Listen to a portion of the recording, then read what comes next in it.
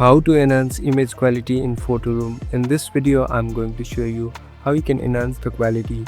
First of all, open the application. Now here on the bottom, you can see this plus icon. Simply tap on this plus icon. Now you can select the image that you want to edit. So here I'm tapping on one. Now again, simply tap on the image. Here you'll be able to see different tools. Slowly scroll down. Now the first thing you can do is simply tap on this retouch and enable the retouch. Now we can adjust it accordingly and tap on done. The next thing is you can apply any of the filter that you like. So tap on filter and you can choose the filter that you want to enable. So this will automatically enhance the image, and at last simply tap on done. So you have enhanced your picture. Thank you for watching this video.